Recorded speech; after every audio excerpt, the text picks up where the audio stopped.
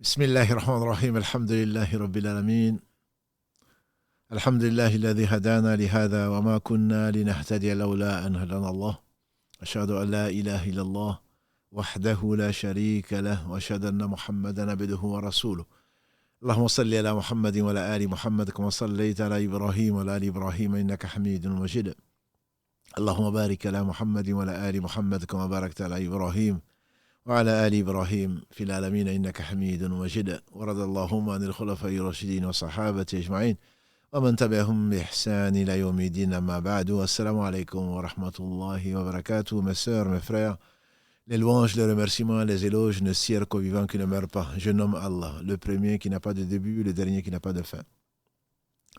L'apparent, le dominant sur toute chose, le sage par essence, par excellence. Le parfait dans son essence, dans un nom, ses attributs et dans tous ses actes qui oscillent entre, d'une part, sa miséricorde, sa bonté, sa bienveillance, que dis-je, et d'autre part, sa justice qui, elle est basée sur sa sagesse et sur son omniscience. Nous le louons donc, nous revenons vers lui repentants. Nous lui demandons protection contre les conséquences de nos péchés et les tendances de l'âme. Celui qui Allah guide, nul ne saura l'égarer. Celui qui est privé de sa guidée, nul ne saura lui montrer le droit chemin. J'atteste donc qu'il est le seul digne d'adoration. J'atteste la véracité de l'exemplarité de la prophétie de Mohammed ibn Abdillah, qu'Allah bénisse ce prophète, sa famille, ses frères prophètes, ses compagnons et tous ceux qui les auront suivis dans le droit chemin, et que Allah nous fasse l'honneur d'en faire partie. L'homme ira avec les gens qu'il aime, comme l'a dit le prophète sallallahu alayhi wa sallam. Qu'Allah nous compte parmi ceux que Allah aime et ceux qui aiment Allah, bien sûr, ceux que Allah aime et ceux qui aiment ceux que Allah aime et qui aiment les œuvres qui amènent vers l'amour d'Allah. Parmi ces œuvres, à n'en point douter, il y a la patience. La patience n'a pas d'équivalent. Ça a été le thème de notre épisode 9, la semaine dernière. La patience n'a pas d'équivalent. Il n'a pas été donné, dit le prophète sallallahu alayhi wa sallam. Un bien aussi vaste et aussi précieux que la patience. Nous avons résumé la patience en étant indispensable, il est obligatoire. L'imam Ahmad, qu'Allah fasse miséricorde, il a compté plus de 90 endroits où Allah subhanahu wa ta'ala, qui a sabour, le très patient, parle de la patience, soit en l'ordonnant, soit en décrivant le sort des patients, soit en décrivant le sort de ceux qui n'étaient pas patients, soit en disant leur statut qu'il a élevé. Allah très certainement va combler les patients sans compter au jour du jugement dernier. La bonne action est récompensée par 10 bonnes actions, de 10 à 700 fois. Mais la patience, Allah dit qu'il va la récompenser sans compter. Un jour viendra, Allah dira, il fera dire ou il dira, où sont les gens dont la récompense incombe à Allah? Et ils s'élèveront. Ce sont les patients. La patience, on en a besoin dans toutes les occasions, tout le temps. Soit un bienfait pour lequel il faut être patient. Et on a dit que Abdurrahman ibn Auf, un habitant du paradis, parmi les 10 cités dans le même hadith, disait qu'on a patienté dans l'adversité, mais on n'a pas pu patienter dans le bonheur ou dans les bienfaits. Et tout bienfait vient d'Allah.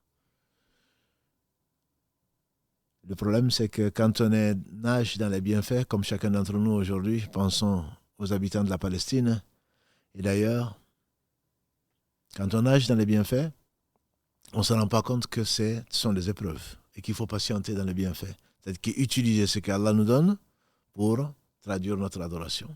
Ce n'est pas parce qu'Allah nous aime. Sinon le paradis ne serait pas plein des pauvres.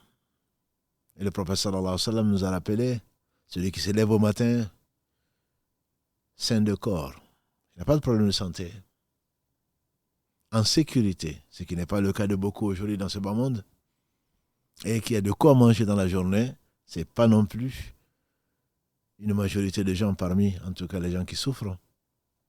C'est comme s'il avait tout le monde et tout ce qu'il contient. Tout le monde, ce qu'il contient. Donc il y a cette patience-là qui est dans l'obéissance à Allah par rapport à ce qu'il t'a donné, par rapport à ce qu'il a ordonné, il n'a ordonné que le meilleur. Comme je le dis souvent, et vous en êtes certainement convaincus, puisqu'Allah peut tout, Wallahu ala kulli shay'in qadir. Allah est capable de toutes choses. S'il choisit une chose particulière, c'est que c'est la meilleure des choses. Puisqu'il peut faire le contraire, il peut diminuer, il peut augmenter, mais s'il te donne exactement ce dont tu as besoin, ou voire plus, c'est que c'est la meilleure façon de t'éprouver pour voir si tu fais partie des gens remerciants ou tu fais partie des ingrats, et ils sont nombreux. Il y a la patience dans la désobéissance. Le fait, c'est donc de ne pas aimer ou d'abandonner bien qu'on ait envie. Il n'a pas de mérite, celui qui n'est pas capable de désobéir.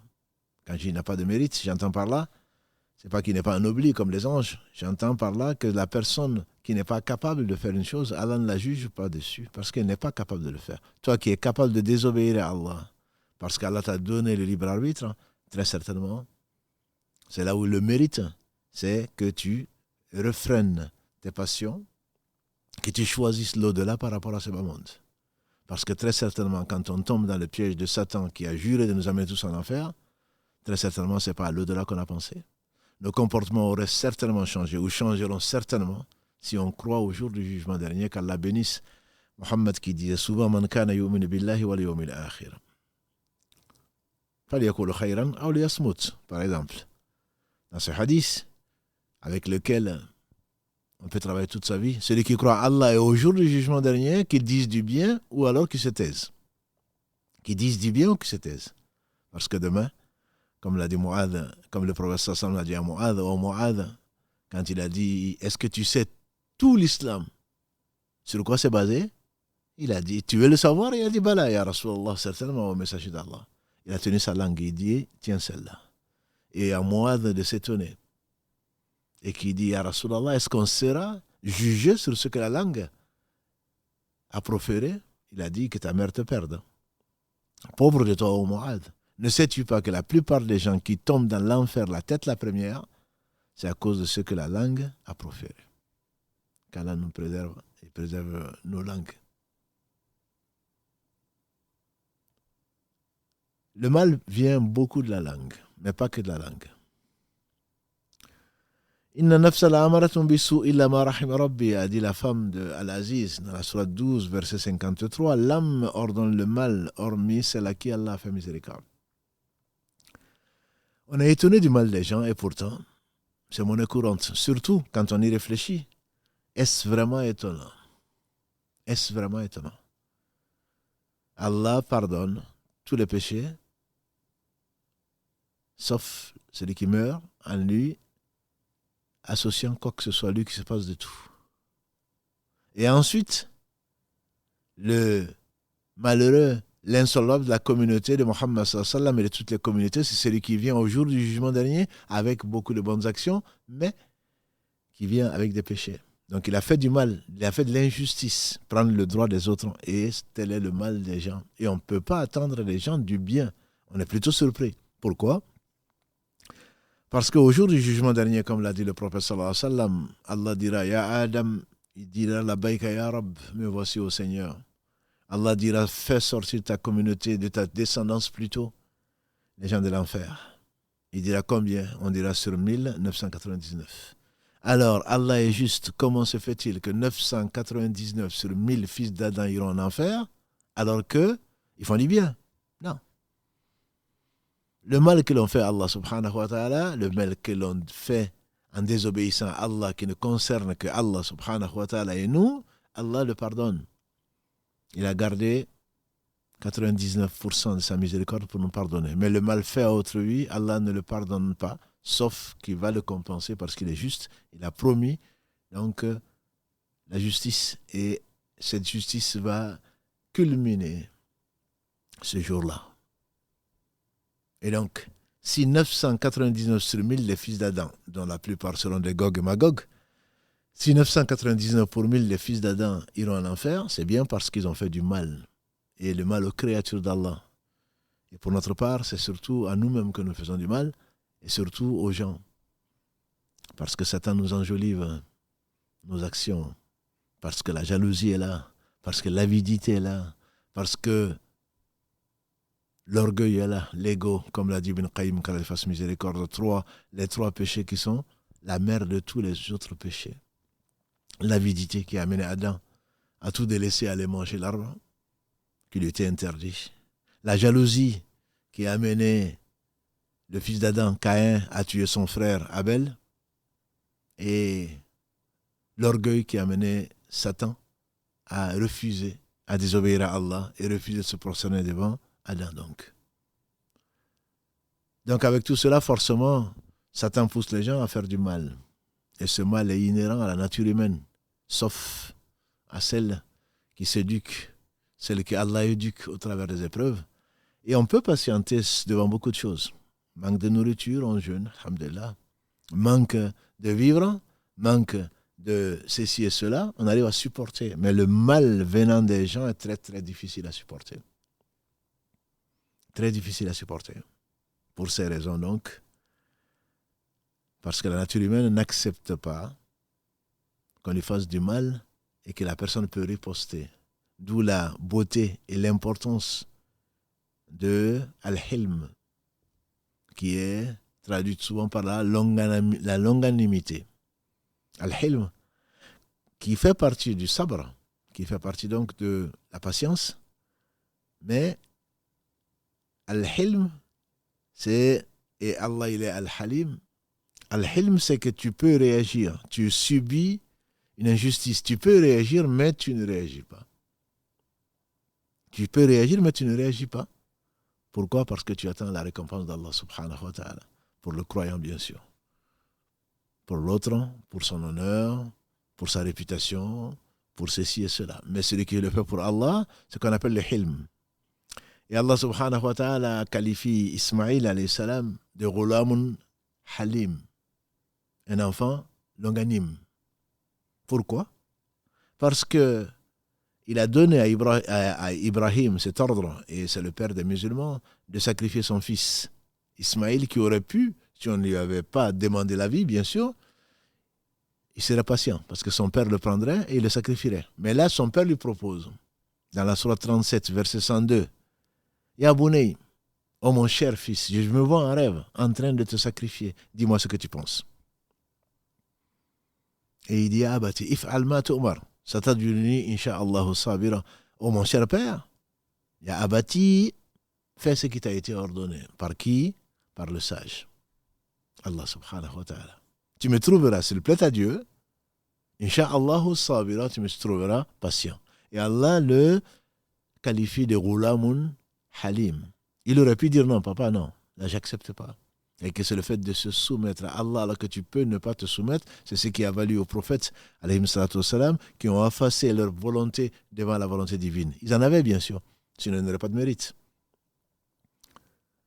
La soumission à Allah, l'islam, c'est le fait d'accepter la volonté d'Allah. On arrive bien sûr, on parle ici de volonté religieuse, on ne parle pas de volonté universelle.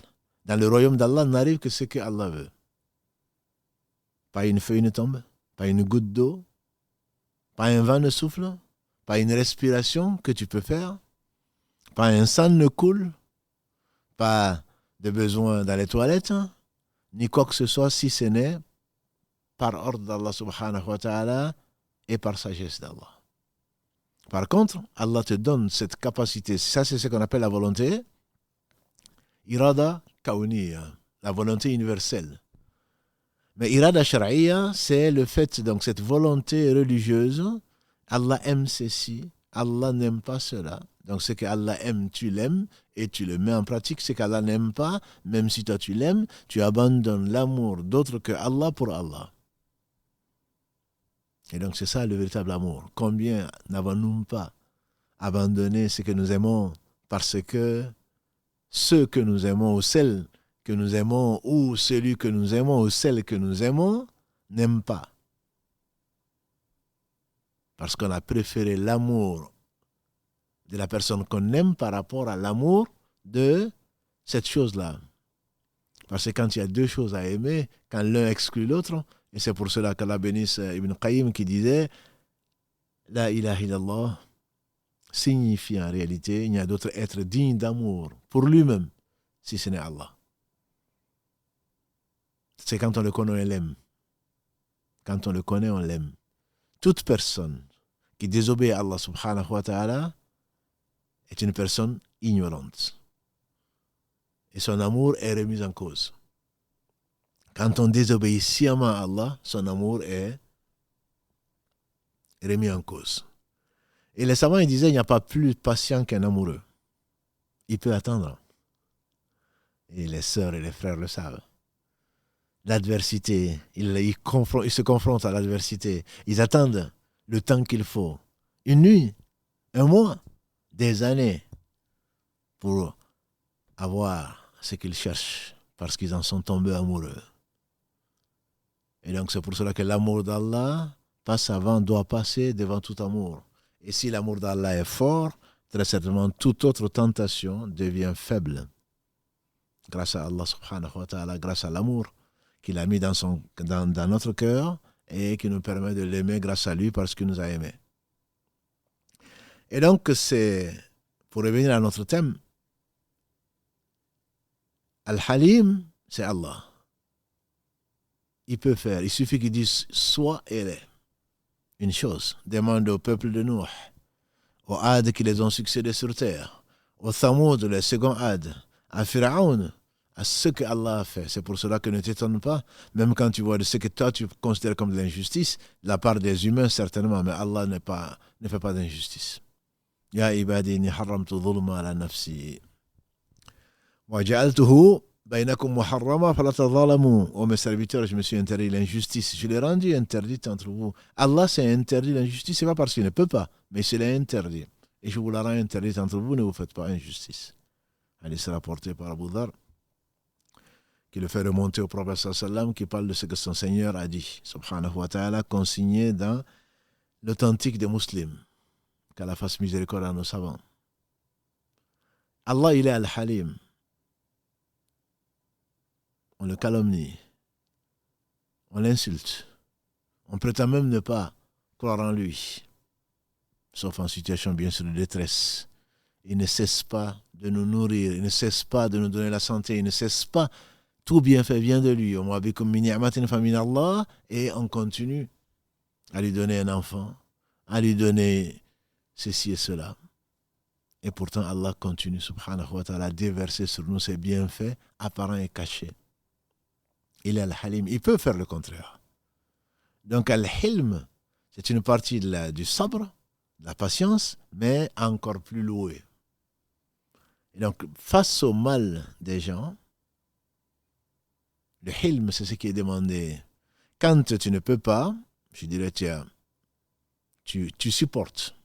Tu supportes. Mais, comme l'a dit le prophète sallallahu alayhi wa sallam, la patience, c'est au moment opportun, ou au moment où la chose se réalise, au moment où tu subis cette épreuve. C'est à ce moment la patience. Comme cette femme à côté de qui le prophète sallallahu alayhi wa sallam est passé, il n'y a pas de hasard. D'après le hadith de Anas, il y a une femme qui était en train de pleurer son enfant et le prophète sallallahu alayhi wa sallam lui a dit sabran, la patience. Il a dit ça se voit que ce n'est pas toi qui as perdu ton enfant. Et le prophète sallallahu alayhi wa sallam est passé. Il n'a rien dit. Il n'a pas répliqué. Ensuite, quand elle a su que c'était le prophète sallallahu alayhi wa sallam qui avait fait cette réflexion, elle est venue demander la permission de rentrer, de s'excuser. Quand elle a eu la permission, elle a dit je ne savais pas que c'était toi. Le prophète sallallahu alayhi wa sallam lui a dit en substance, la patience c'est au moment où l'épreuve arrive, c'est pas après. Donc, quand une épreuve vient des gens, c'est encore plus difficile à supporter. Quand nous perdons ce qui ne nous appartient pas, on sait qu'on n'a pas le choix. Inna lillahi wa inna ilayhi raji'un. On en a parlé la semaine dernière, versets 156 et 157 de la sourate al-Baqarah, qui donne 3 avantages. Ulaika alayhim salawatu min rabbihim wa rahma wa ulaika humul muhtadun. Allah dit ce qu'ils disent quand idha asabathum musibatun qalu inna lillahi wa inna ilayhi raji'un. Ceux qui, quand ils sont éprouvés et qui disent à Allah nous appartenons, à Allah nous ferons retour, Allah dit ils ont la bénédiction d'Allah. Salawatu min rabbihim, la bénédiction de leur Seigneur, les prières de leur Seigneur, la purification et la bénédiction de la part de leur Seigneur, wa rahma, sa miséricorde, et voilà ceux qui sont les bien guidés. Allah nous compte parmi ceux-là. Et celui qui le fait, comme le dit Salama, quand elle a gré, elle disait Inna lillahi wa inna ilayhi raji'un. Quand j'ai perdu, plutôt quand son mari, Abu Salama, son premier en tout cas, Allah l'a rappelé, elle a dit Inna lillahi wa inna ilayhi raji'un. Mais nous appartenons à Allah et à lui nous ferons retour. Et Allah, récompensement pour mon épreuve, pour ma patience dans l'épreuve, et Allah lui a donné mieux qu'Abu Salama, Allah qui pensait que ça n'existait pas. Et donc c'était le prophète sallam qui l'épousa plus tard. Allah ne fait que le meilleur. Allah ne fait que le meilleur. Donc quand le mal nous touche, il faudrait d'abord savoir que Allah ne fait pas de mal. Comme l'a dit le prophète sallam. Wa sharru laysa mink. Le mal ne vient pas de toi, même c'est toi qui le crées. Allah dit dans la sourate Al-Falaq que nous connaissons tous, sourate 113, Qul a'udhu bi rabbil falaqi min sharri ma khalaqa. Verset 2 dit, je cherche protection auprès du Seigneur de la fente ou de l'aube contre le mal de ce qu'il a créé. Allah a tout créé. Wallahu khalaqakum wa ma ta'malun. Dit Ibrahim alayhi salatu salam dans la sourate 37 verset 96, quand il a cassé les idoles, c'est Allah qui vous a créé et c'est que vous faites. Il n'y a donc pas un regard, ni une ouïe qui capte des sons, ni un nez qui respire, ni un cheveu qui bouge, ni quoi que ce soit, ni un clin d'œil si ce n'est pas Allah qui le crée, qui crée l'acte. Mais Allah ne fait pas le mal. Allah permet que le mal se fasse par ses créatures pour une sagesse qu'on ne comprend pas toujours. Notamment, si on veut aller loin, il n'y aurait pas Satan, il n'y aurait pas eu la vie sur terre, il n'y aurait pas eu de paradis, il n'y aurait pas eu d'enfer. Allah a décrété, subhanahu wa ta'ala, de sa sagesse, tout ce qu'Allah fait, on dit c'est la meilleure des choses, même si on ne comprend pas. Les gens te font du mal. On peut râler. On peut même se plaindre d'Allah, comme ça s'est fait souvent. Et je ne le mérite pas, etc., etc. Mais la sagesse n'est pas là. Les savants, dont le cheikh de l'islam Ibn Taymiyyah, qu'Allah fasse miséricorde, il a écrit une petite brochure qui est très utile, qu'on va résumer, Inch'Allah, ce soir. Face au mal des gens. Face au mal des gens, il donne des conseils. Et c'est ce qui nous importe. Ce n'est pas de théoriser sur le mal, puisque entre la théorie et la pratique, quand on va nous faire du mal, et on le fera, on va oublier tout ça, la théorie. Mais en pratique, le premier conseil qu'il donne, qu'Allah le bénisse, et Allah sait qu'on lui a fait du mal. Il est mort en prison, persécuté parce qu'il a défendu ce qu'il considérait comme le droit d'Allah subhanahu wa ta'ala de l'adorer sans rien lui associer. Et pour cela, il a été combattu par ses propres co-religionnaires, par des musulmans qui ont corrompu ou qui ont été calomniés auprès du roi de l'époque ou du calife de l'époque qu'il a mis en prison. Il y est mort. Du mal, il en a subi. Il en a subi.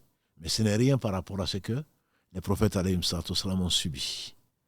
C'est ça qu'il faut comprendre. Le mal que nous subissons n'est rien à côté de ce qu'ils ont subi. On se rappelle de Bilal, on se rappelle de Khabbab, mais le prophète sallam lui-même, asphyxié, on a voulu le tuer en lui jetant des détritus du contenu de la chamelle qui venait de mettre bas. Des prophètes ont été tués. Pourquoi? Parce que ils ont fait du mal? Non, au contraire. Ils appelaient les gens au bien. Et les gens leur ont fait du mal. C'est une preuve. La première des choses, dit le cheikh de l'islam, qu'Allah lui fasse miséricorde, la première des choses, quand un mal t'arrive, ne vois pas celui qui te fait du mal. Ne vois pas la personne qui fait du mal, vois le décret d'Allah subhanahu wa ta'ala. C'est celui qui l'a créé, qui a créé le mal et qui a permis que celui qui te fait du mal puisse le faire. Autrement, il n'aurait pas pu le faire. La hawla wa la quwwata illa billah. Pense au décret. 50 000 ans avant qu'Allah n'ait créé les cieux et la terre, il a créé la plume. Il a dit la plume écrit. La plume dit qu'est-ce que j'écris, Seigneur? Allah dit écris tout ce qui va arriver jusqu'à la fin des temps. Et Allah sait et toi tu ne sais pas. Il se peut que tu n'aimes pas une chose, alors qu'il y a un très grand bien dedans. Il se peut que tu aimes une chose, alors que ce n'est pas du bien. Allah sait et nous on ne sait pas. Verset 216 de la sourate Al-Baqarah.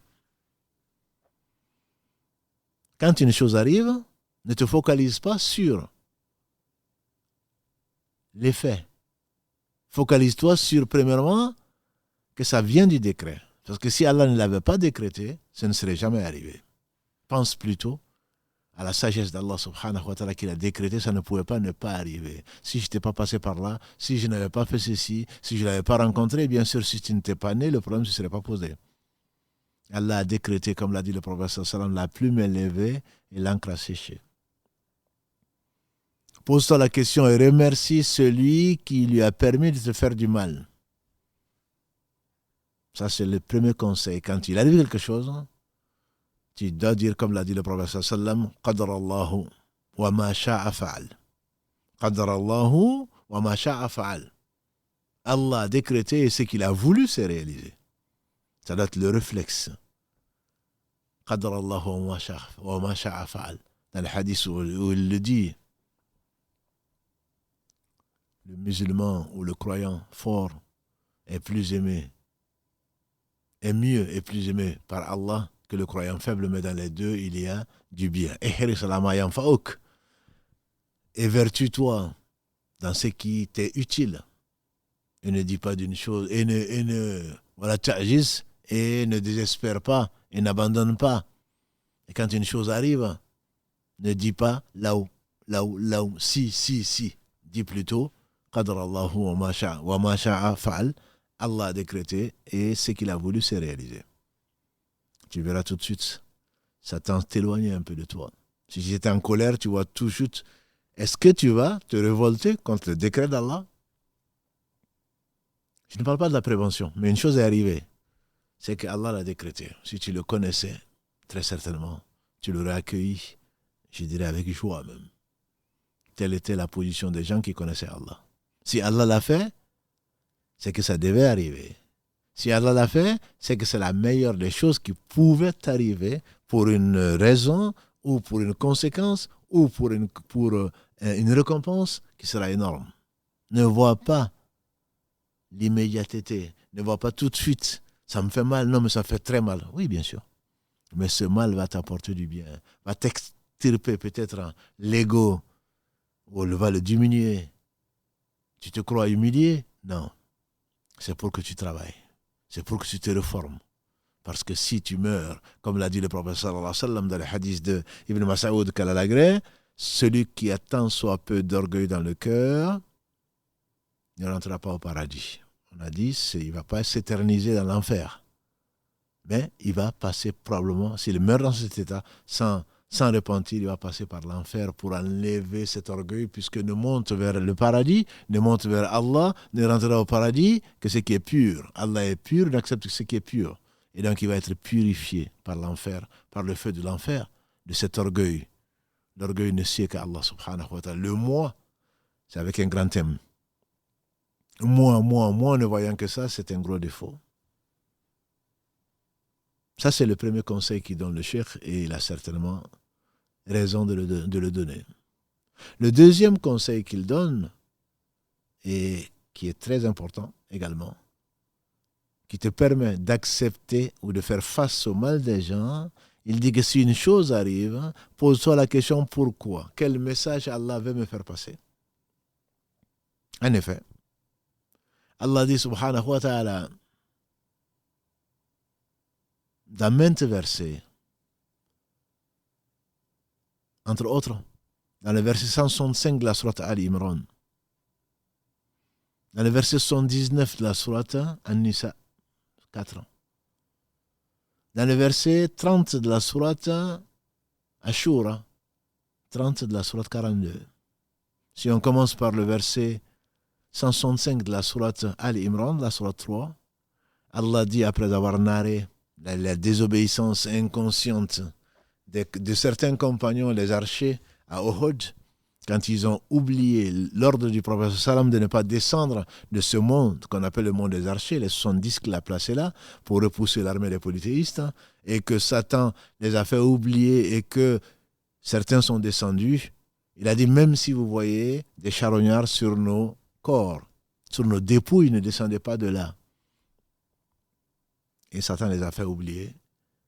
Quand l'armée, dans un premier temps, polythéiste, a eu un revers, qu'ils ont été repoussés, ils ont cru que la bataille était finie, ils sont redescendus pour ramasser le butin. Pourtant, ce qui est auprès d'Allah est bien meilleur. Si ce monde et tout ce qui contient ne correspond pas chez Allah, pas plus que le poids de l'aile des moustiques, que dire alors du butin de ce jour-là? 70 martyrs reposent à Uhud. Pour ceux qui ont pu visiter ce lieu béni, qui est une montagne du paradis, et qui est accolé aujourd'hui à Madina, la ville du prophète sallallahu alayhi wa sallam. Et donc, en tant que compagnons, en tant que des gens qui ont cru en Allah, qui ont émigré, qui ont tout donné à Allah, ils se posent des questions. C'est pas nous. Ils se posent des questions. Ils ont dit au prophète sallallahu alayhi wa sallam, mais comment se fait-il? Pourquoi? Allah dit, ça vient de vous-même. Dit, ça vient de vous-même. S'il vous vient alors que vous avez infligé le double de pertes, à Badr en particulier, Allah vous éprouve et vous demandez d'où ça vient, dis-leur, ça vient de vous-même. Allah est capable de toutes choses. Dans la sourate 4, An-Nisa, verset 79, Allah dit, subhanahu wa ta'ala, que tout bien qui vous arrive, ça vient d'Allah. Et tout mal, ça vient de vous-même. Et Allah est très certainement présent. Allah est témoin de toutes choses. Wallahu ala kulli shay'in shahid. Tout bien qui t'arrive, ça vient d'Allah. Et on a déjà souvent répété ce verset 53 de la sourate 16. Wa ma bikum min ni'matin fa min Allah. S'il y a un bienfait quelconque, ne te pose pas la question, ça vient d'Allah.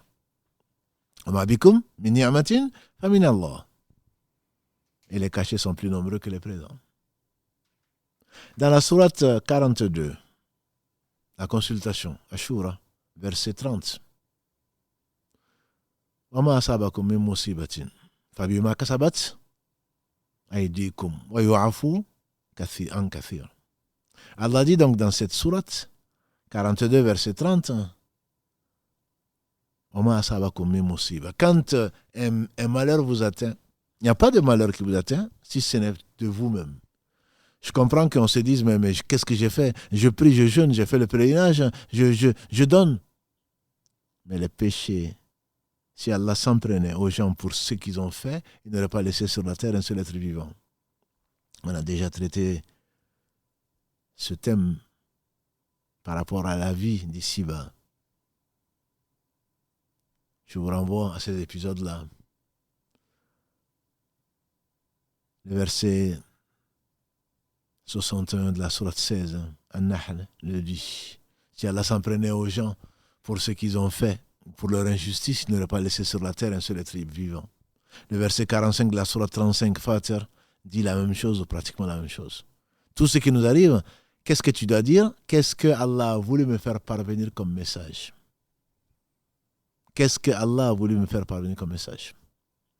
Dans Péché et guérison de l'imam Ibn Qayyim, ce qu'on a retiré, qu'on a appelé, on en a fait un livre qui s'appelle Péché et guérison. Ce n'est pas lui qui l'a écrit, mais c'est pas grave. Dans ses écrits, on a pris une partie de ses écrits et parce que quelqu'un lui a écrit en disant que l'homme a des tentations.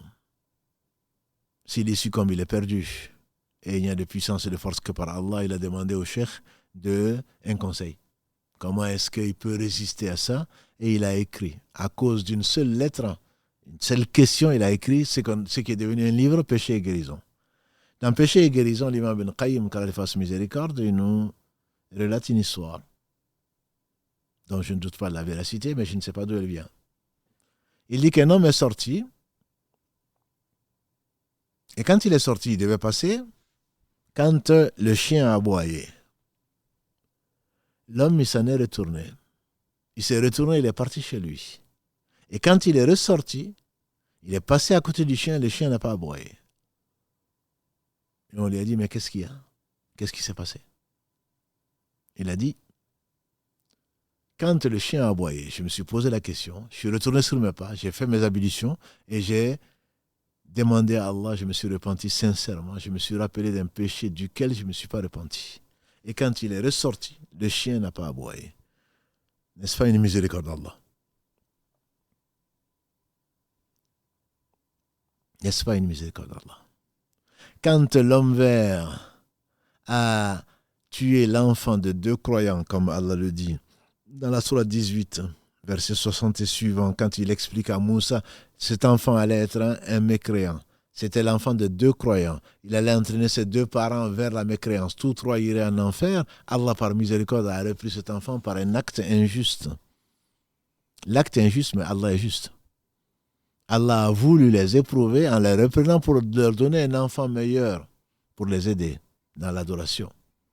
Et tu diras que c'est injuste. Oui, effectivement, l'acte est injuste, mais l'acte, c'est l'acte d'une créature d'Allah. Et c'est Allah qui l'a créé. Mais c'est pas, Allah n'a pas fait le mal. Il a fait plutôt le bien. Comme lui seul sait le faire. Donc quand une chose t'arrive, ma soeur, mon frère, quand une chose t'arrive, quelle qu'elle soit, tu peux ne pas comprendre, bien sûr, mais qui es-tu pour comprendre? Mais il y a certainement une sagesse derrière. Pourquoi Allah a fait ça? La question c'est pourquoi? On fait dire à Ibn Sirin, qu'Allah lui fasse miséricorde, qu'il a dit ceci qui vient de m'arriver, c'est à cause d'un péché que j'ai fait il y a 40 ans. Et on dit que c'est parce qu'il s'est moqué, entre guillemets, de quelqu'un il y a 40 ans, qui a été envoyé en prison à cause de ses dettes. Et lui, il a finalement, 40 ans après, il a été envoyé en prison à cause de ça aussi. Et une parenthèse, il ne faut pas se moquer des gens qui sont éprouvés. Remercions Allah comme le faisait le prophète sallam, comme il l'a enseigné. Alhamdulillah, alladhi afani mimma abtalaka bihi. Alhamdulillah qui m'a épargné ce par quoi tu es éprouvé. Celui qui est tombé dans la fornication, celui qui est tombé dans le vol, celui qui est tombé dans ceci et cela, ne pense pas que tu sois meilleur. Tu n'es meilleur que lui que parce que Allah t'a mis dans une situation qui est meilleure que la sienne. Si Allah avait voulu, ne te moque pas, ni de l'aveugle, ni du boiteux, ni de qui que ce soit, parce qu'il se peut que Allah t'éprouve par ce par quoi il les a éprouvés. Donc, la deuxième chose, le deuxième conseil, c'est que tu te poses la question pour le mal qui t'arrive. Ne dis pas Allah a fait le mal. Ne dis pas un tel a fait le mal, dis que Allah l'a décrété. Premier conseil. Deuxième conseil, dis-toi c'est pour quel péché et essaie de te repentir. On fait dire Ali ibn Abi Talib, un sage, parmi les sages, très réputé pour la sagesse qu'Allah lui a donnée, le quatrième calife de l'islam, cousin du prophète sallam et gendre, mari de sa fille Fatima, qu'il aimait tant, une des 4 meilleures femmes que la terre a portées. Ali ibn Abi Talib, on lui fait dire, ne mets ton espoir qu'en Allah et ne crains que pour les conséquences de tes péchés. Ne mets ton espoir qu'en Allah et ne crains que les conséquences de tes péchés. On lui fait dire également, un malheur n'arrive qu'à cause d'un péché et ne sera dissipé que par le repentir. Un malheur n'arrive qu'à cause des péchés. Quand un malheur arrive dans le monde, en toi-même, c'est à cause d'un péché. Et il ne va être dissipé ce malheur, c'est ni par les cris, ni par la vengeance, ni par quoi que ce soit, il ne va être dissipé que par le repentir. Tu reviens vers Allah repentant. On fait de Al-Hassan, un épigone, deuxième génération, très connu pour sa sagesse également, on lui fait dire la tyrannie des tyrans, l'injustice des tyrans, et Allah seul sait qu'il y en a, y compris aujourd'hui, il suffit de voir l'actualité. La tyrannie des tyrans n'est due qu'à la colère d'Allah. Contre le peuple, contre les gens. Et la colère d'Allah ne peut être éteinte que par le repentir. Donc demande pardon. On comprend mieux pourquoi le prophète sallallahu alayhi wa sallam demandait 100 fois revenait vers Allah, se repentait 100 fois et ordonnait de se repentir. Il dit, Wallahi, par Allah, je me repens 100 fois par jour. Hadith rapporté par Muslim dans la version d'Al-Bukhari, plus de 70 fois par jour. Les deux étant bien entendu authentiques. Et donc, un conseil, c'est à cause de tes péchés. Vois en tout cas ce qu'Allah a voulu te faire parvenir comme message. Plutôt que de te concentrer sur le mal qui t'a frôlé, parce que le mal ne fait que frôler, le mal ne te touche pas. Dit Allah. J'aime beaucoup ce mot. Mas, c'est frôler. C'est comme ça que je le traduis en tout cas. Rahmat. Quand on fait manger à pleines dents l'homme par le bienfait, parce que le bienfait, tu en jouis, alors que le mal ne fait que te frôler, heureusement, parce que tu ne pourrais pas le supporter. Deuxième conseil, vois quel message Allah subhanahu wa ta'ala veut te faire passer.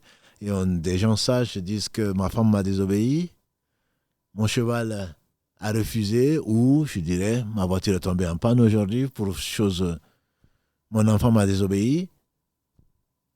Qu'est-ce qu'Allah veut me faire passer comme message? Plutôt que de t'énerver, tu ne sais pas que c'est moi ton père, tu ne sais pas comment un cheval peut alors que c'est moi qui l'ai acheté, je vais faire ceci, je vais faire cela, non.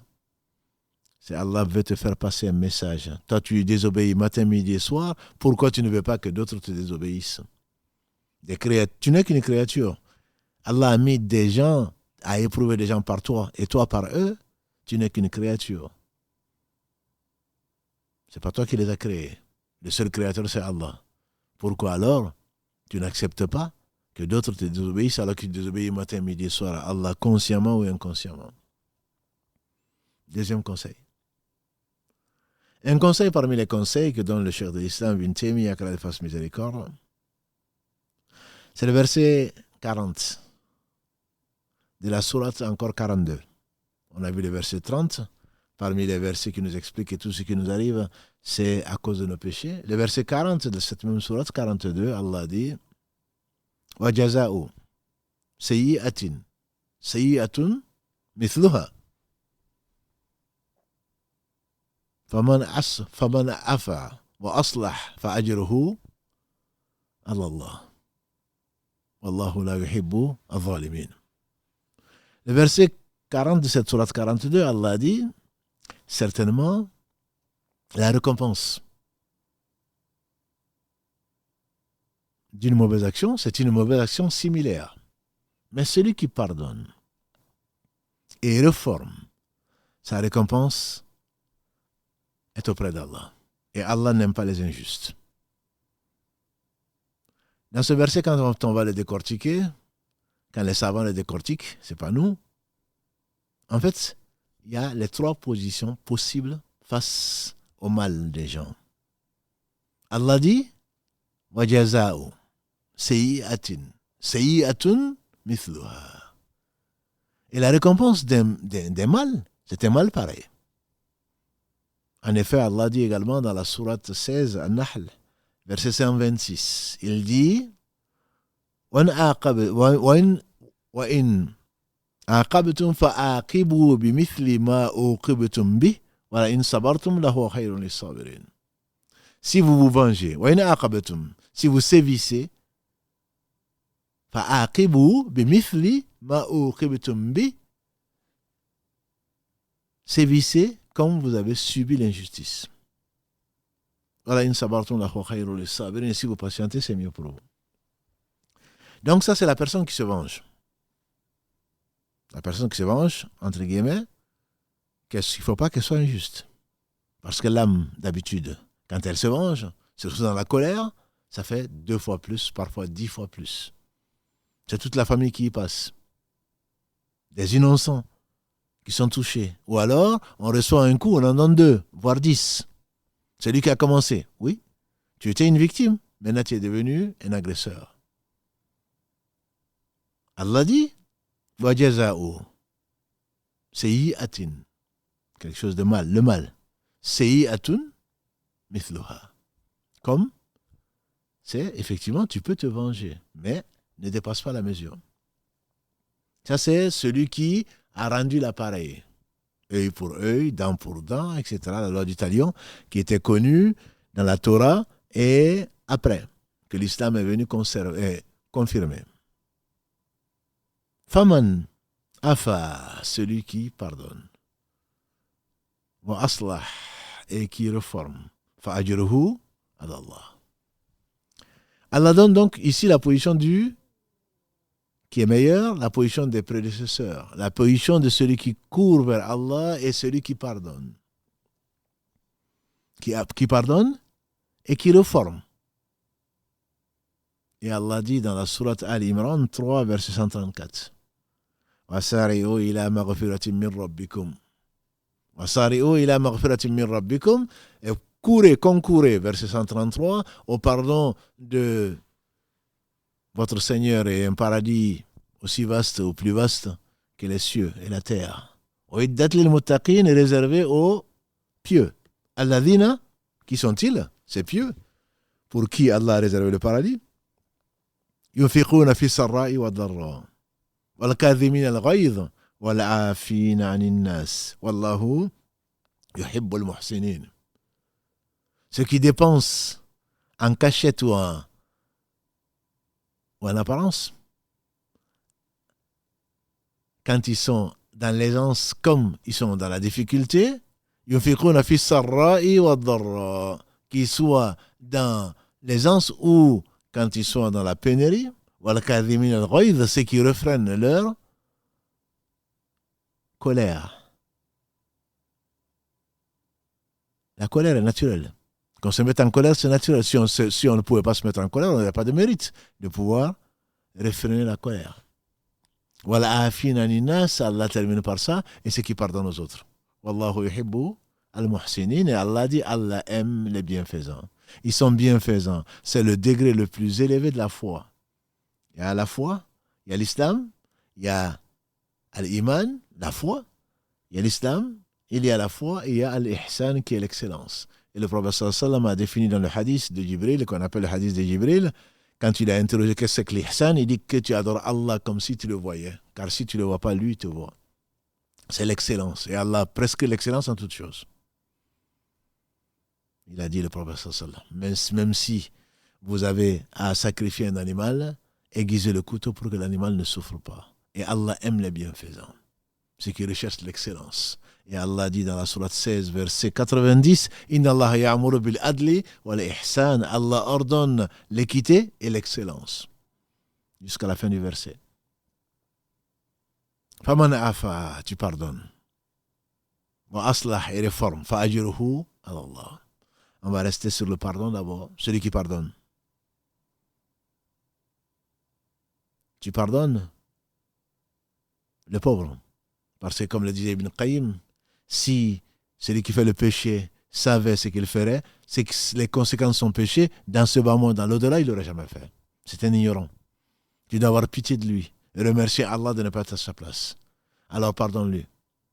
Et Allah dit dans la sourate 24, sourate Nour, verset 22, à ce qui a été rapporté comme la cause de la révélation Sababul Nuzul, que c'était à cause d'Abu Bakr, qu'Allah l'agré, le meilleur compagnon du prophète sallam, quand on a calomnié sa fille et la femme du prophète sallam, notre mère Aïcha, qu'Allah l'agré. Celui qui l'a calomnié, c'est qui? C'était celui à qui il faisait du bien, qu'il nourrissait. Et c'est lui qui a été calomnié sa propre fille.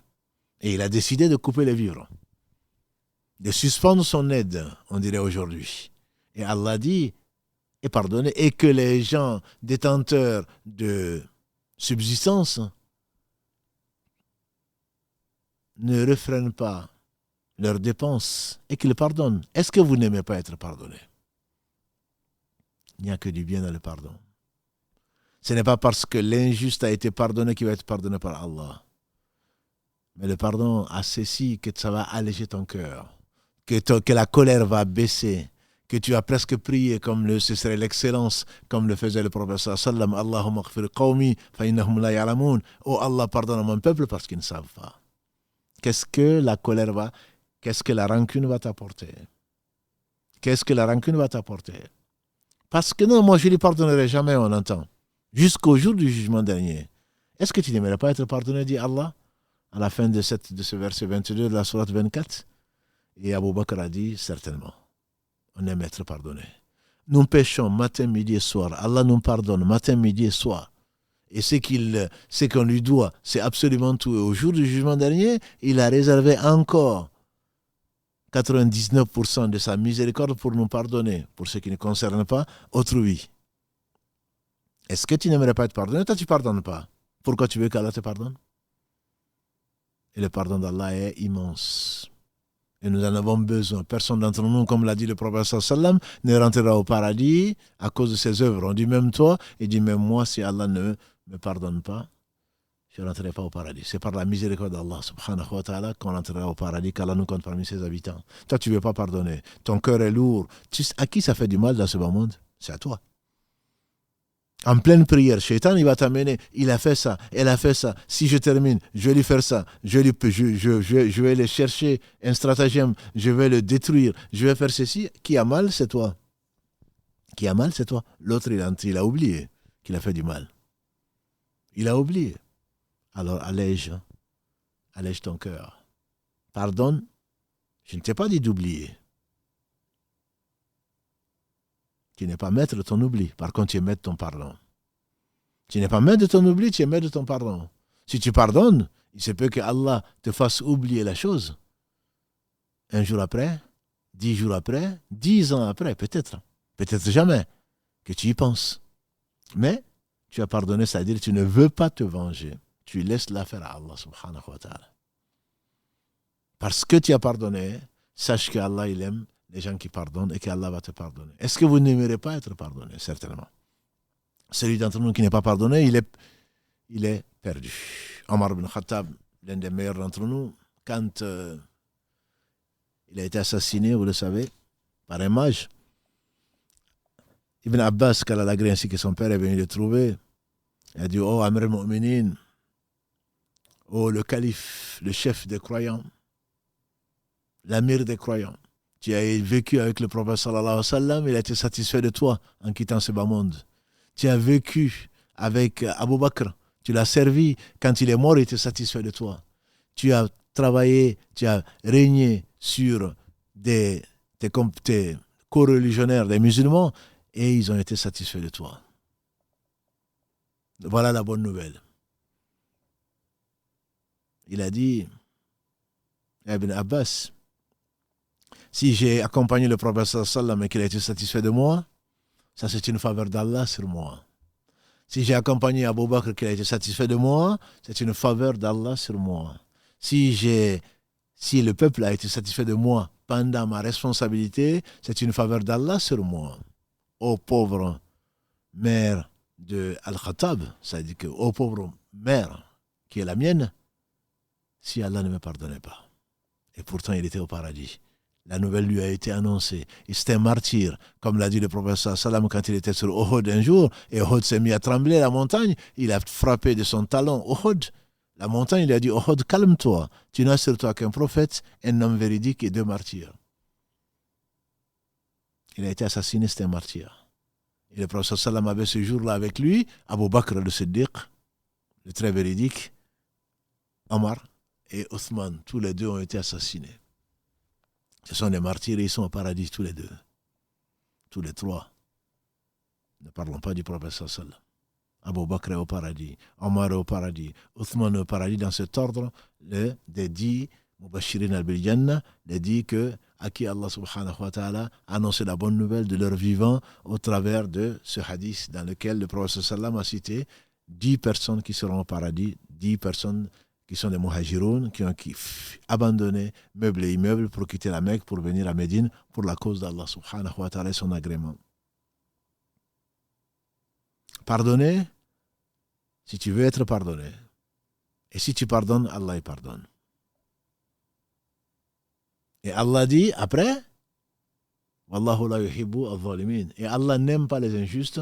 Voilà, l'injuste, c'est qui? C'est celui qui a pris le droit de l'autre. C'est-à-dire que c'est celui qui se venge. Il y a le modéré qui se venge comme il a subi. Il y a celui qui pardonne qui est au-dessus. Et l'injuste, c'est celui qui a fait plus, qui a pris plus que son droit. Il devient injuste. Et rarement, comme on a dit, on va rendre œil pour œil, dent pour dent. Généralement, c'est les deux yeux qu'on va crever, pour ne pas dire on va tuer la personne parce qu'elle nous a crevé l'œil. On devient injuste. Voilà les trois positions, il n'y en a pas quatre. Soit tu pardonnes et tu deviens un ami d'Allah subhanahu wa ta'ala si c'est pour lui que tu le fais, soit tu te venges, auquel cas tu t'es vengé et tu ne seras pas appelé. Tu ne seras pas appelé au jour du jugement dernier parmi ceux qui ont patienté, parce que qu'est-ce que dit Allah? On a dit فَمَنْ أَفَى وَأَصْلَحْ فَأَجْرُهُ عَلَى اللَّهِ. Celui qui pardonne et qui reforme, son salaire incombe à Allah. Et donc c'est dans ce contexte que tu vas comprendre le hadith du prophète sallallahu alayhi wa sallam qui va te dire où sont, au jour du jugement dernier, un mu'adhin va dire où sont les gens dont la récompense incombe à Allah. Allah vous a promis une récompense. Parce qu'Allah dit celui qui pardonne et reforme, sa récompense est auprès d'Allah. Allah va dire, et ceux-là, ce jour-là, ces gens qui ont patienté, qui ont pardonné et qui ont réformé, ceux-là vont être récompensés par Allah. Subhanahu wa ta'ala, qu'Allah nous compte parmi ceux-là. Et nous protège contre nous-mêmes, qu'on ne soit pas des injustes. Et nous sommes tous injustes. Quand le prophète sallam a enseigné à celui qu'il aimait le plus parmi les hommes, Abu Bakr, quand il disait, qu'il a demandé une invocation, qu'est-ce qu'il a dit? Dis à Abu Bakr, Allahumma inni zalamtu nafsi zulman kathiran kabira. Oh Allah, je me suis fait outragement tort et beaucoup. Wala yaghfiru dhunuba illa anta. Ne pardonne le péché que toi. Faghfir li maghfiratan min indik. Pardonne-moi d'un pardon qui vient de chez toi. Warhamni, fais-moi miséricorde. Innaka antal ghafur rahim. Tu es celui qui est le pardonneur, tu es le miséricordieux. Le prophète Yunus, qu'est-ce qu'il disait quand il était dans la baleine? La ilaha illa anta subhanaka, inni kuntu minadh dhalimin. Il y a d'autres seigneurs dignes d'adoration que toi. Et je faisais partie des injustes. Si un prophète dit ça, que dire alors de nous? Nous sommes tous injustes. Et Allah n'aime pas les injustes, dit Allah subhanahu wa ta'ala. Donc il faut se repentir. Celui qui reforme, se reforme, qui pardonne, Allah subhanahu wa ta'ala. Celui qui pardonne, Allah dit, Wallahu yuhibbu al-muhsinin, et Allah aime les gens qui sont bienfaisants. En parlant des gens donc qui ont pardonné, des gens qui ont refréné leur colère. Un autre conseil, c'est que quelque part, prends modèle sur Muhammad sallallahu alayhi wa sallam qui est لَقَدْ كَانَ لَكُمْ فِي رَسُولِ اللَّهِ أُسْوَةٌ حَسَنَةٌ لِمَنْ كَانَ يَرْجُو اللَّهَ وَالْيَوْمَ الْآخِرَ وَذَكَرَ اللَّهَ كَثِيرًا. Vous avez dans le messager d'Allah un excellent modèle pour celui qui croit en Allah au jour du jugement dernier et se rappelle souvent Allah. Surat 33 Al-Ahzab, verset 21. Les coalisés, verset 21. Aïcha, notre mère, elle nous a rapporté, elle savait de quoi elle parlait, elle nous a rapporté de son mari, le prophète sallallahu alayhi wa sallam. Jamais le prophète sallallahu alayhi wa sallam ne s'est vengé pour lui-même. Jamais il n'a levé la main sur une femme, ni sur un esclave. Jamais il ne s'est vengé lui-même. Et c'est un modèle. Cette rancune que tu as gardée pour te venger, Allah subhanahu wa ta'ala veut que tu t'en débarrasses. Et il dépeint les gens qui ne gardent pas rancune contre leurs frères. Et notamment dans la sourate 59, verset 10, Al-Hashr. Et que tu dis peut-être dans tes prières, ربنا اغفر لنا ولإخواننا الذين سبقونا بالإيمان ولا تجعل في قلوبنا غلا للذين آمنوا ربنا إنك غفور رحيم. Seigneur, pardonne-nous ainsi qu'à nos frères qui nous ont dévancés dans la foi. Seigneur, ne nous mets pas de la rancœur dans le cœur. Tu es certainement Raouf Rahim, tu es celui qui est le doux, le miséricordieux. Allah, et ce n'est pas un hasard si j'ai commencé par le verset 43 de la sourate Al-A'raf, sourate 7, quand nous rentrerons au paradis, Inch'Allah, que dit Allah en décrivant cela, Alhamdulillahi alladhi, et juste avant, on va dire Alhamdulillahi alladhi hadana li hadha. Alhamdulillah qui nous a guidés vers cela, on n'aurait pas été guidés si nous n'avait pas guidé. Et avant, Allah dit subhanahu wa ta'ala qu'ils n'ont pas de rancœur. Ils rentrent au paradis sans rancœur. D'ailleurs, il y a un pont, un qintar. Après le pont de Sirat, jeté sur l'enfer, car nous en préserve, ne passeront ce pont que ceux qui rentreront au paradis. Et avant de rentrer au paradis, il y a un qintar, il y a un petit pont, si on peut l'appeler ainsi, qu'il faut traverser avant de rentrer au paradis, où les différends entre les croyants seront réglés, et pour que, comme Allah le décrit subhanahu wa ta'ala, pour qu'on se fasse face sans aucune rancœur dans le cœur. Quand on rentrera au paradis, il n'y aura pas de rancune. Donc mieux vaut le faire ici.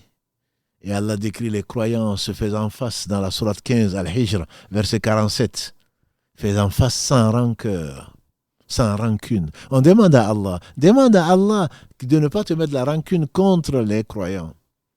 C'est un dua, c'est une invocation qu'Allah dit, et il parle de butins qui sont pour ceux, les pauvres parmi les muhajiroun, et également ceux qui viennent après eux et qui disent Rabbana. ربنا اغفر لنا ولإخواننا الذين سبقونا بالإيمان ولا تجعل في قلوبنا غلا للذين آمنوا. Tu peux le demander, même si tu es rancunier, comme beaucoup d'entre nous, Allah subhanahu wa ta'ala va purifier ton cœur. C'est une éducation. Crois à sa parole et imite les meilleurs. Et si, ma sœur, tu es combattu ou on te fait du mal, on médit sur ton compte parce que tu pratiques l'islam, mon frère, si c'est pour cela, alors réjouis-toi. Toi, tu veux rentrer au paradis sans subir le mal des gens. Des gens ont été, comme l'a dit le prophète sallam à Khabbab ibn Arrat, qui s'est venu se plaindre en demandant au prophète sallam d'invoquer son Seigneur pour que le mal des gens diminue à la Mecque. Il a dit avant vous, il y avait des gens qu'on partageait en deux, qu'on tuait uniquement parce qu'ils ont dit notre Seigneur Allah. Mais vous êtes un peuple impatient, a-t-il conclu le hadith. Je jure par Allah que cette affaire va s'établir. Il parle de l'islam. Et sadaqa Rasulullah sallallahu alayhi wa sallam. Cette affaire va se réaliser jusqu'à ce que le berger quitte Sana'a au Yémen, à Hadr al-Maut, un désert arabique, ne craignant qu'Allah et le loup pour son troupeau. Mais vous êtes un peuple impatient. Ce qui t'arrive n'est pas grand-chose, même si pour toi c'est une montagne. Parce que notre foi est faible. Est-ce qu'on espère entrer au paradis sans avoir été éprouvé, comme ceux qui ont été éprouvés auparavant, dit Allah aux compagnons du prophète sallam? Non. Et si ce que tu as fait, c'est les conséquences de ton adoration d'Allah, de ton rapprochement d'Allah, sache que les plus éprouvés ont été les prophètes alayhim salam. Et comme le cheikh de l'islam le rappelle, verset 111 de la sourate 9, At-Tawbah, Inna Allah ashtara min al-mu'minina anfusahum wa amwalahum bi'anna lahumul jannah. Allah a acheté aux croyants leurs biens et leurs personnes en récompense du paradis. Toi, tu veux faire du commerce avec Allah? Il te dit, le commerce, c'est le prix, c'est le paradis. Mais le prix, c'est quoi? Pour avoir ce paradis, la marchandise plutôt, c'est le paradis. Mais pour le prix, c'est quoi? C'est donner à Allah tes biens et ta personne.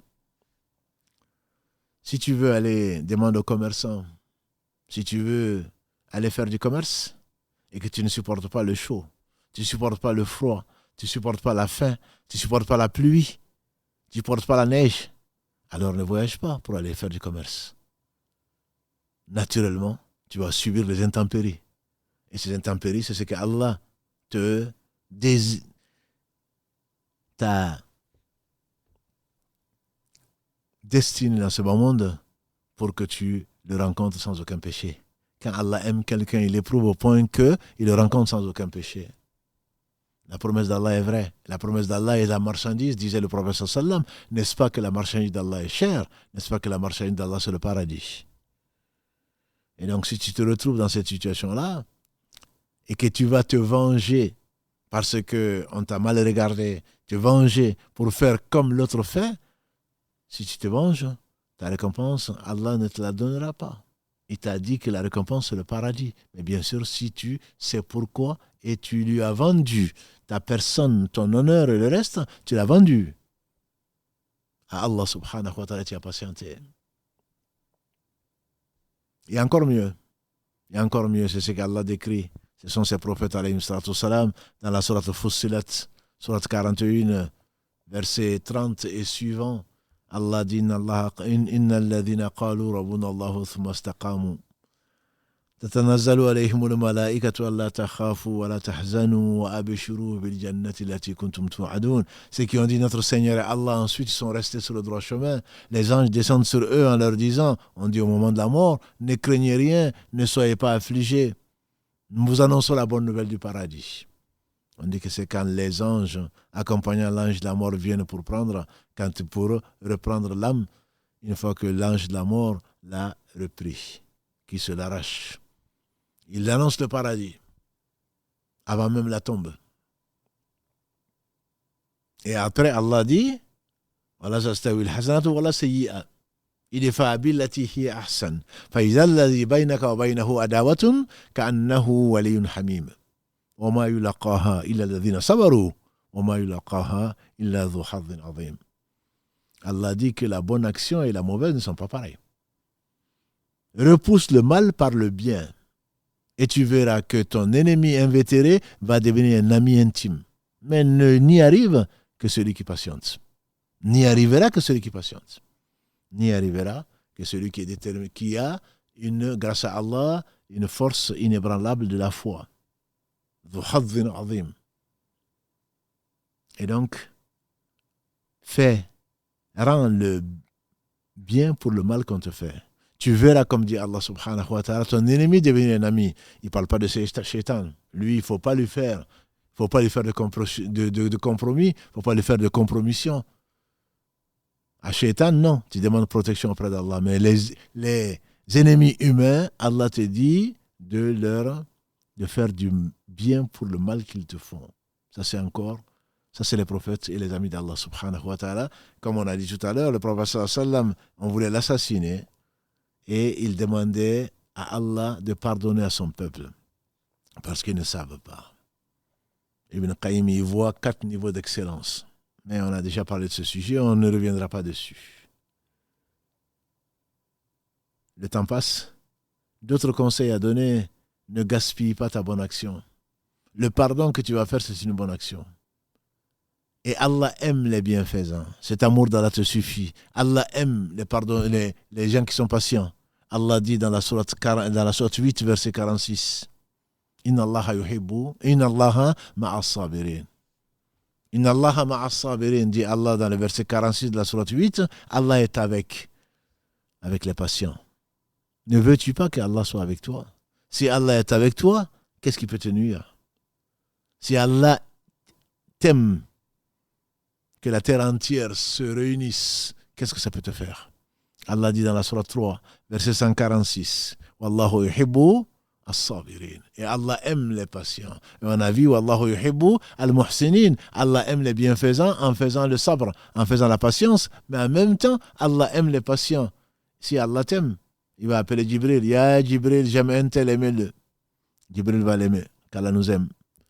Jibril va descendre dans les cieux. Il va insuffler aux anges l'amour de la personne. Et les anges ne désobéissent pas à Allah. Ils vont t'aimer. Et il n'y a pas l'espace de 4 doigts, dit le prophète sallallahu alayhi wa sallam, qui sépare 2 anges dans la prosternation devant Allah subhanahu wa ta'ala, dans le ciel étoilé, le ciel le plus bas. Il n'y a pas l'espace de 4 doigts qui sépare 2 anges qui sont en train d'adorer Allah subhanahu wa ta'ala dans leur prosternation. Ils vont tous t'aimer. J'ai dit l'espace du ciel étoilé, et je ne te dis pas au-dessus, qui est le 2e ciel, qui est combien de fois plus grand que le ciel le plus bas, et le 3e pareil, et le 4e jusqu'au 7e. Les anges vont t'aimer, et les anges vont descendre sur la terre et sur la mer en insufflant ton amour aux êtres. Et donc, même si les gens, c'est celui qui t'a fait du mal, il va te le payer demain. Il va te le payer demain. Comme l'a dit le prophète sallam, savez-vous qui est l'insolvable? C'est celui qui vient au jour de ma communauté. Ils ont demandé, le prophète sallam a dit l'insolvable. Ils ont dit plutôt, l'insolvable c'est celui qui vient qui n'a pas de dirham, il n'a pas d'argent, il n'a pas de mata', il n'a pas de bien. Il a dit non, L'insolvable de ma communauté, c'est celui qui viendra avec beaucoup de prières, beaucoup de jeûnes, beaucoup de bonnes actions. Il a frappé un tel, insulté tel autre, pris le bien de tel autre. Allah va prendre ses bonnes actions et va lui donner. Au point qu'il n'aura plus de bonnes actions. Celui qui te fait du mal, il est en train de faire un virement de compte à compte. Le bien qu'il a fait, s'il a fait du bien, Allah va en prendre et il va te le donner au jour du jugement dernier. On dit que les anciens, on dit que quand ils entendaient, contrairement à nous, quand ils entendaient qu'on les a insultés, qu'on les a calomniés, ils faisaient des cadeaux aux gens qui les avaient fait du mal. Pas pour neutraliser leur mal, parce qu'ils venaient de leur faire du bien en réalité. Et Allah le dit d'ailleurs dans la sourate An-Nur, à propos de la calomnie de notre mère Aïcha, ne pensez pas que c'est du mal pour vous, c'est du bien pour vous. Les calomnies, le reste, le mal qu'on vous fait, ne pensez pas que c'est du mal, c'est du bien pour vous, seulement si vous saviez.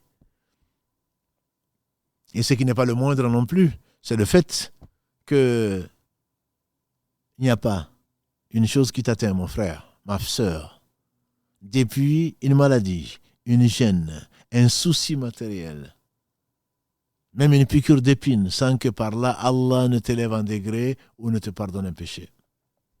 Si tu patientes, bien sûr. Alors tout ce qui va t'arriver dès lors ne peut être que du bien. Ajaban li amr al-mu'min, on a vu le hadith la semaine dernière. Extraordinaire est la situation du croyant. Tout ce qui est arrivé est du bien, et ceci n'arrive qu'au croyant. Il arrive, c'est que il aime. Il remercie Allah, c'est du bien pour lui. Il arrive, c'est qu'il n'aime pas, et il patiente, c'est du bien pour lui. Comme l'a dit le prophète sallallahu alayhi wa sallam. Et donc, face au mal des gens, tu ne vas pas empêcher les gens de faire du mal. Et sache, ma sœur, et prends l'exemple, mon frère, sur Abu Bakr. Des gens étaient là en train de l'invectiver. Et le prophète sallallahu alayhi wa sallam était là, il n'a rien dit. Quand il a commencé à se défendre,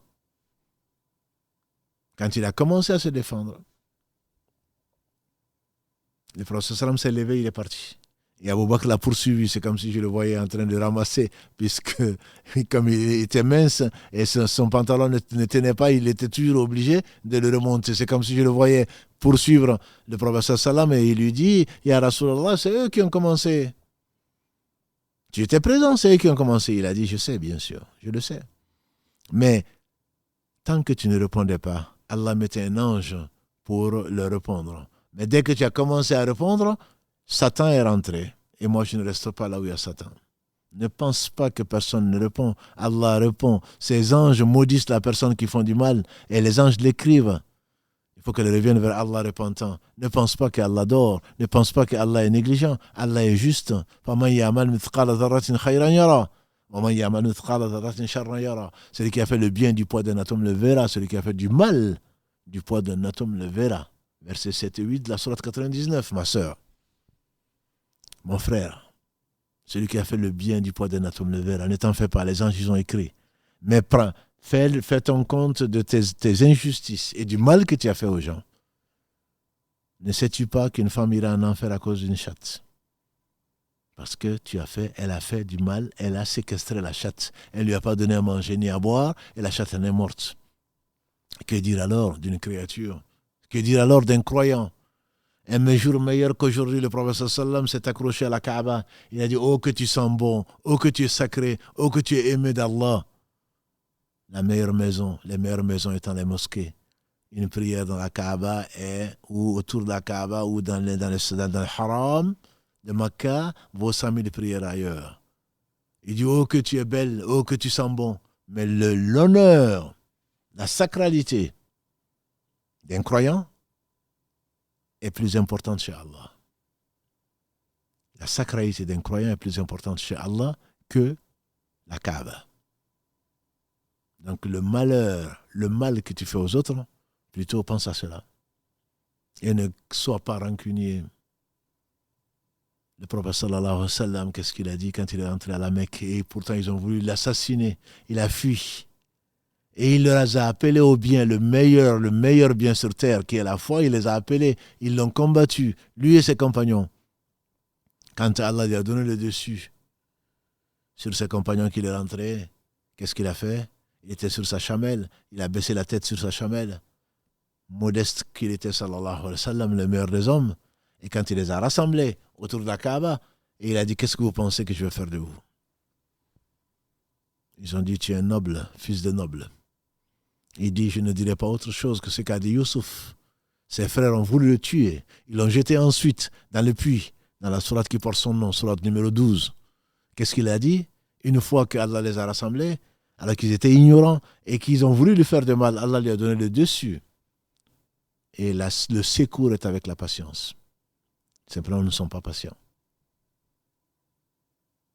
Youssouf leur a dit, aujourd'hui, pas de reproche, pas de rancune, qu'Allah vous pardonne. Il dit, je vous dirai la même chose que ce que Youssouf a dit à ses frères. Aujourd'hui, je ne vous en veux pas. Et c'est ce paradis-là que certains ont dans le cœur. Le fait que Allah purifie leur cœur, qu'ils attendent, qu'ils remettent toute vengeance à Allah subhanahu wa ta'ala, qu'ils n'en veuillent à personne. Le prophète sallam a dit, je veux quitter ce bas monde, ne me dites pas du mal de mes compagnons. Je veux quitter ce bas monde sans avoir quoi que ce soit dans le cœur contre mes compagnons. Et donc c'est cette saveur de la foi qu'Allah leur donne, subhanahu wa ta'ala. Parce que face aux gens, n'attends pas du bien. Je vous ai dit 999 pour 1000 des fils d'Adam iront en enfer. Comment tu attends du bien de 999 pour 1000? Le 1 pour 1000, c'est grâce à Allah subhanahu wa ta'ala qui les a préservés. Qu'Allah nous compte parmi ceux-là. S'il n'y avait pas de mal, Allah serait injuste. Ta'ala Allah an dhalika uluwan kabira. 999 sur 1000 des fils d'Adam iront en enfer pour leur injustice et Allah est juste. S'ils ont été en enfer, c'est à cause de leur injustice. Comment tu peux attendre alors de ne pas subir, de ne pas être une victime du mal des gens? Mais sache qu'Allah ne dort pas, qu'Allah est juste et que le jour où il va attraper les injustes, ils ne vont pas réussir. Mais toi, purifie ton cœur, éduque ton cœur, supporte le mal des gens. C'est la voie des prophètes alayhim salatu wassalam. C'est la voie des gens pieux. Et quand Allah aime, il éprouve. A-t-on reproché aux prophètes en général un mauvais comportement? Non.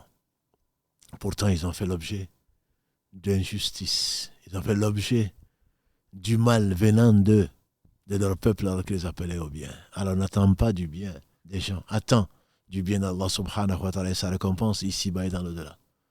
Qu'Allah subhanahu wa ta'ala nous protège contre les maux des gens, contre le mal des gens en général. Et contre nos maux, wa na'udhu billahi min shururi anfusina, disait le prophète sallallahu alayhi wa sallam dans son discours. Le vendredi, même pour les mariages, wa na'udhu billahi min shururi anfusina, on demande protection auprès d'Allah contre les maux de l'âme et contre les conséquences de nos péchés. Allah seul, subhanahu wa ta'ala, saura nous protéger et qu'Allah nous guide vers le droit chemin, qu'Allah nous protège contre nous-mêmes, contre le mal des gens, et qu'Allah nous pardonne, et qu'Allah nous fasse miséricorde, qu'Allah nous rapproche, et qu'Allah fasse que tout ce que nous le faisons pour lui seul, subhanahu wa ta'ala, et que nous soyons sincères dans notre commerce, que nous avons certainement conclu avec Allah. Allah a acheté aux croyants leur personne et leur bien en récompense du paradis. Donc ta personne, qu'est-ce qu'elle est par rapport à la cause divine? Ta personne, qu'est-ce qu'elle représente par rapport au mal que les gens vont te faire? Personne n'a dit, le prophète sallallahu alayhi wa sallam, mais on s'arrêtera là, ne s'est rabaissé pour Allah sans qu'Allah ne l'élève. On t'a humilié, on a voulu t'humilier, mais c'est la personne qui s'humilie. Allah a mis dans les cœurs l'élaboration de l'injustice. Les gens n'aiment pas les injustes, même si tu les vois les suivre parfois, mais ils ne les aiment pas. Aux tyrans de ce bas monde, si vous pensez être aimés, les gens, s'ils les craignent, mais ils ne sont pas aimés. Ils ne sont aimés par les gens que ceux que Allah aime. Ils ne sont aimés dans ce bas monde, malgré les apparences, que les gens que Allah aime. Qu'Allah nous aime, qu'il nous fasse aimer les gens qu'il aime et qu'il nous fasse aimer les œuvres, qu'il nous rapproche de son amour, qu'il bénisse abondamment. Et sans compter le meilleur des hommes, Mohammed, sa famille, ses compagnons, et tout ce que les auront suivis dans le droit chemin, et nous les fasse aimer et nous fasse l'honneur d'en faire partie. سبحانك اللهم وبحمدك أشهد أن لا إله إلا أنت أستغفرك وأتوب إليك سبحان ربك رب العزة عما يصفون وسلام على المرسلين والحمد لله رب العالمين والسلام عليكم ورحمة الله وبركاته.